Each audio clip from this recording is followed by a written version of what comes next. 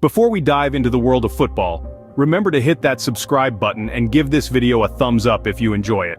Now let's turn our attention to a name that resonates with every football fan: Pele. Hailed as one of the greatest footballers of all time, Pele's legacy is a tapestry of extraordinary achievements. With a career that spanned over 2 decades, he netted an astounding 1,281 goals in 1,363 games. He's the only player to have lifted the FIFA World Cup trophy 3 times, a record that still stands today. His skill, finesse, and unparalleled knack for goal scoring earned him the title, the King of Football. His impact on the game has been monumental, shaping football as we know it today. But despite these impressive feats, some question whether Pele truly deserves his legendary status. To understand the debate, we must first transport ourselves back to the era in which Pele played. The landscape of football during Pele's reign, from the late 50s to the early 70s, was vastly different from today's game. The sport was less global, less competitive, and the players were not as finely tuned as the athletes we see gracing the pitch today. Football tactics and training were in their infancy. The concept of a total footballer, a player skilled in all aspects of the game, was yet to be fully realized. Most teams relied on raw talent and individual brilliance rather than intricate strategies or comprehensive fitness regimes.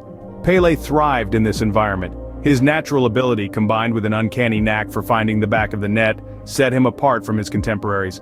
But the question remains, would he have been as successful in a more competitive era?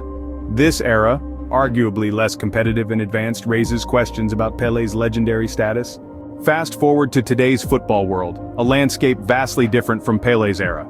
The game has evolved significantly, with advancements in tactics and training that were unimaginable back in Pele's time. Modern football is a strategic chess match with managers and coaches employing complex formations and tactics, making the game more challenging than ever before. Moreover, training methods have taken a quantum leap. Today's footballers undergo rigorous physical conditioning, nutritional programs, and mental training, making them faster, stronger, and more resilient than their predecessors. The competition level has also skyrocketed. With a global talent pool and leagues that span continents, the bar for excellence is continually being raised. Today's players face relentless pressure to perform against the best of the best, week in, week out. With these advancements, some argue that Pele may not have achieved the same success if he were playing today. So is Pele overrated, or is he a true footballing icon? This is a question that sparks heated debates among football fans worldwide. On one hand, we have the critics who argue that Pele is overrated, pointing out the less competitive era he played in. They suggest that the footballing landscape back then might not have been as demanding, and the tactics and training not as advanced as they are today. On the other hand, we have the ardent supporters, who staunchly stand by Pele's legendary status.